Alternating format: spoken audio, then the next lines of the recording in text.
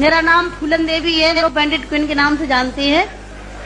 और हमें पता नहीं था कि इतना संघर्ष करने के बाद हम जिंदा रहेंगे और आज आप सबके बीच में भी पहुंचेंगे, इतना मान सम्मान भी हम पाएंगे, ये हमने कभी नहीं सोचा था।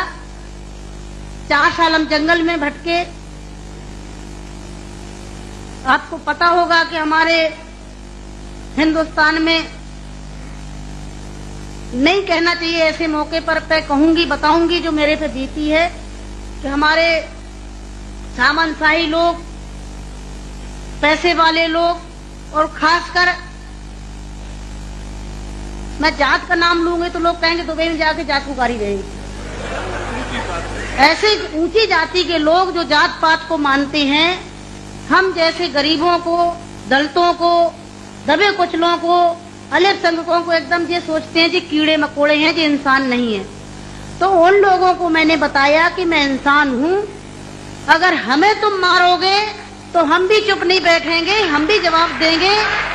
और इसलिए मैंने कई दफे सोचा कि मैं आत्महत्या कर लूं, मर जाऊं, पर मैंने सोचा कि मरती तो हजारों लड़कियां रोज हैं। बताओ, हमें डाकू के नाम से जानते हैं लोग, डाकू, फूलन देवी डाकू। बताओ, मेरी 4 हाथ पैर हैं। कहते चम्मिल घाटी की है, चम्मिल घाटी की। चम्मिल घाटी मेरी माँ बाप है। अरे मैं माँ बाप से पैदा हुई हूँ। मेरा कसूर यही है कि मैं झोपड़ी में पैदा हुई, गरीब परिवार में पैदा हुई, दबी कुचली समाज में पैदा हुई, तो हमें जीने का अधिकार है नहीं। मेरे भाई और बहनों, मैंने कोई बुरा काम नहीं किया।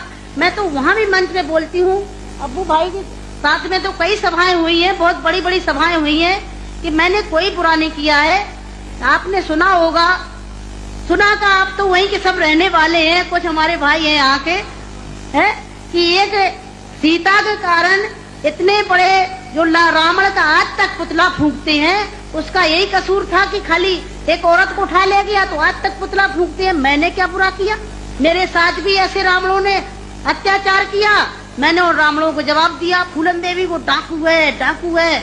अरे वो तो माननीय मुलायम सिंह जी की देन है, नहीं नाम लेना चाहिए, जो आज हम समाज के अंदर खड़े हैं। और नहीं तो इतनी बड़ी साजिश रची थी, हमने कोई बुरा काम नहीं किया। जिन्होंने हमें सताया, हमें समाज में रहने लायक नहीं रखा, तो गुस्सा में इंसान अच्छा काम नहीं करता, गुस्सा में गलत ही करता है। और जो कुछ भी हुआ अच्छा और बुरा सबक सिखाने के लिए कि हम जैसी बहन बेटियों के साथ अन्याय अत्याचार करोगे तो कोई भी महिला घर से बाहर निकल के और अपने अधिकारों की लड़ाई लड़ने के लिए मैदान में खड़ी हो जाएगी। तो मेरे भाई और बहनों, हमें तो डाकू घोषित कर दिया। जब मैं चुनाव लड़ने जाती हूँ तो सब एक ही भाषण रहते हैं, किसी के और कोई भाषण नहीं रहते हैं। बताओ, मैं डाकू दिखाई देती हूँ? क्या होता डाकू है? तुमने हमें सताया, हमें लूटा पीटा। डाकू तो वो बेईमान जो हम जैसी महिलाओं को लूटते पीटते हैं। तो मेरे भाई और बहनों,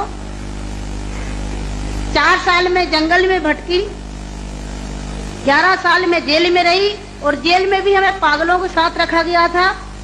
अच्छी जगह नहीं रखा गया, जहीं पागल महिला थी, पागल महिलाओं में रखा गया था।